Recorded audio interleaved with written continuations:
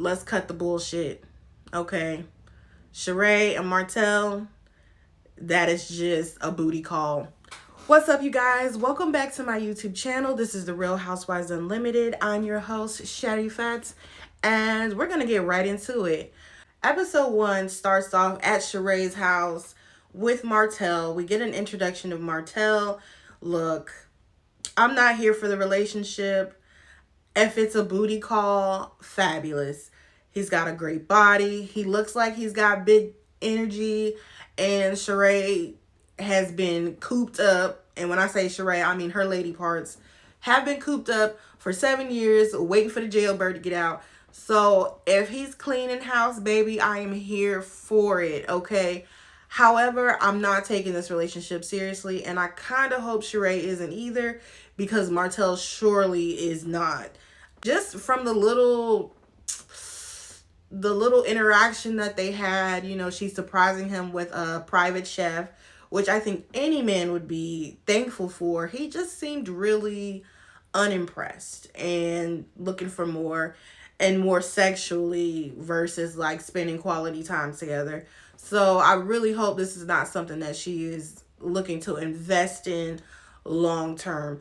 However, let me say this. This scene was very telling of Martell, the person, okay? This is his first time being introduced on this platform, a much larger platform than Love and Marriage Huntsville, because that is where we first were introduced to him. He showed us exactly who he is.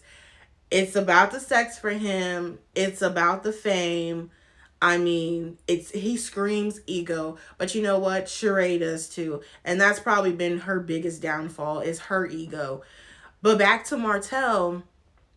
Martell, he strikes me as an opportunist to tear down Kandi and Todd in his scene. You know, I just thought he would be a little bit smarter than that. If you're on this new platform and you're working with a newer group of people and you already have this reputation around town as being a playboy, a cheater, a liar, I would think you would be trying to clean up that image. You know, you're working with a new group of people, so you don't want to alienate everybody, but you also don't want to just off rip talk down about one of the stars of the show and her husband. And honestly, they are a good looking couple. If they were smart, they would have teamed up with Todd and Kandi and got some bedroom candy and been promoting that and also getting a check off of that. So entering the next scene, we see Kandi, Kenya, Moyetta, Don Juan, Carmen. We ain't seen Carmen in a long time. You know, they're all chit-chatting about things, catching up or whatever. And let me just start off and say, Kenya, whatever you doing, baby, is doing you well. I mean, you are glowing. I don't know what it is about a woman post-breakup, post-divorce. They be looking good, you know, when the relationship was terrible. You know what I'm saying? They, you know, if the relationship was terrible and then they got a divorce and stuff like that, they are just looking amazing. And Kenya is looking fantastic. Kenya also lets us know, you know what I'm saying, she's seeing a little somebody. She's swirling it up with somebody named Roy. I think that's his name. Either way, he's cute. And, you know, Kenya, she's a beautiful woman. I don't want her to waste her time on Mark Daly. And y'all, if I haven't said it before, I'm going to say it now. And I'm going to probably say it again. If you are in a position of success and financial abundance and your assets are flowing out the yin yang, please get a prenup. I don't care how much they say they love you. I don't care if they threaten to leave you. If they threaten to leave you, they might not be the right person for you, okay? Because the fact that Mark Daly is dragging out this divorce when he has gone on national TV and said, I don't need nothing from Kenya. She can have everything I got. I've built it before. I can build it again, blah, blah, blah. And he is dragging this divorce out because he wants claims on a house he had nothing to do with. He didn't even live at the house. Kenya kept some clothes at the house, and I don't even think those are clothes that were his. I think she bought those clothes and kept them there to make it seem like he was, staying there for however long or whatever. But the fact that our girl is still dealing with this divorce from 2019 drains me. Okay, I'm actually glad they're not even focusing so much on this divorce and more so on Kenya and her own personal life and what she's got going on, because we would be fed up and tired real soon, just like she is. Also in that scene, Kenya alludes to Martell sliding in her DMs, trying to talk to her, that type of thing. Honestly, nothing came from it, so I'm not even going to really discuss that. It's not a big deal. Like, nothing came from it. And honestly, she could have kept that to herself, because who cares? Candy opens up about her family wanting her to be there more and more involved and more hands-on and missing her presence. And, honestly, that is the life of a woman, especially a successful woman like Candy. She has to find that balance. And I'm going to be honest, I don't deny, like, I'm not saying, oh, Candy's, because we don't know. We don't know. But what we do know is every chance we get, we see Candy involved in another project, in this project, and that project. And so, yeah, I'm sure she is really booked and busy and continuing to have projects. But I think it's very telling when your kids come to you and they're like, I need you or I want you. And then fast forward in the scene between her and Todd, when Todd is at the kitchen table working on whatever kind of business he's got going on. She seems really frustrated and fed up that he's not fully engaged in family time. And you know what? Todd is probably like, look, I do this all the time. If I'm not under you trying to make things pop and shake for you, I'm with the kids as well. So, she should give him some grace.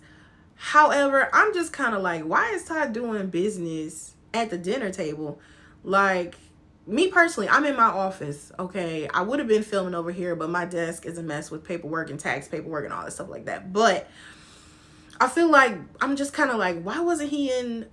I'm sure, surely they have a home office. I mean, even in this home that I'm in, I have a little home office, thankfully, that's designated for work. And when I'm in that office, it's understood, not to bother me or to give me my privacy. So I don't understand why Todd was doing that stuff at the dinner table. If you're at the dinner table, then, I'm expecting you to have dinner. So maybe Candy has a point.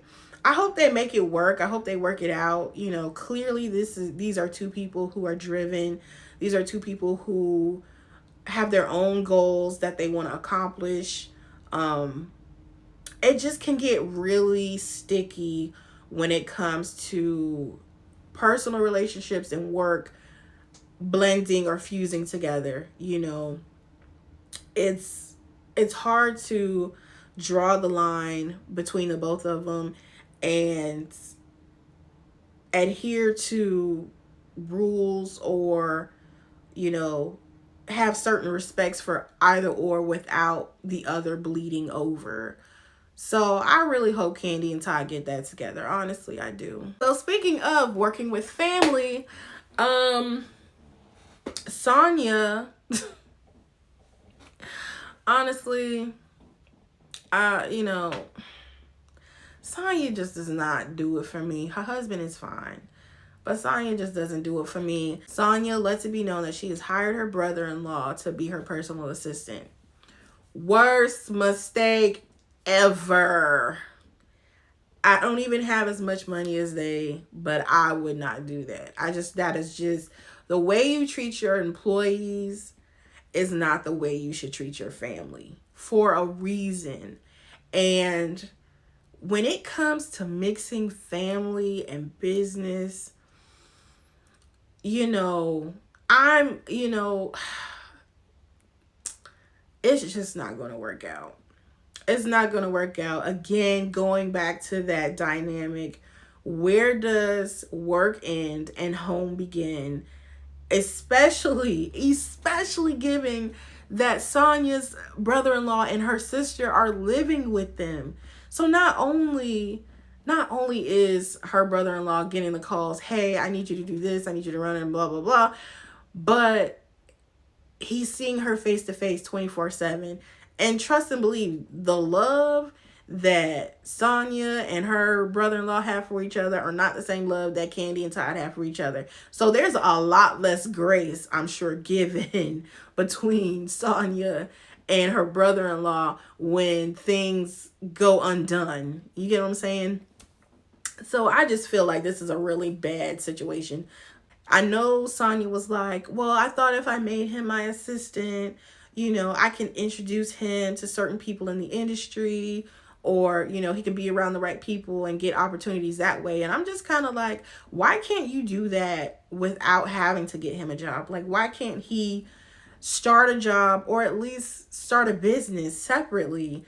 And then in the event that you have, a gala to go to or some kind of networking event, he tags along. Like, why does he have to work for you to have that privilege? It doesn't really make sense to me. I don't understand why they can't just make those connections, make those phone calls for him so he can have his own start without kissing your ass. Not that he's kissing your ass, but you get what I mean. Not for work, not through working for you. Okay. Marlo and her nephews. And I'm just going to be 100% with you. I am not interested. I'm not interested for personal reasons. Being someone that has gone through a broken home situation myself, the way Marlo handled everything, she really just, I have no taste. Some people say you're not my cup of tea. I just have no taste for Marlo. When she's on screen, I don't care. I DVR my stuff, so I fast right through her scenes, honestly, but this is the first episode, so I did watch her scene. Bringing in the life coach or whatever, it didn't seem genuine. She still does not come off as authentic to me on TV. She just doesn't. I'm glad that she got her nephews back because they do deserve a stable home financially, but they also deserve a stable home emotionally and psychologically. And I don't know if Marlo can give that to them. So all I'm gonna say about that is I wish them the best. I wish her nephews the best because they've already been through enough as youth. And as someone whose personal development and growth was stunted due to childhood trauma,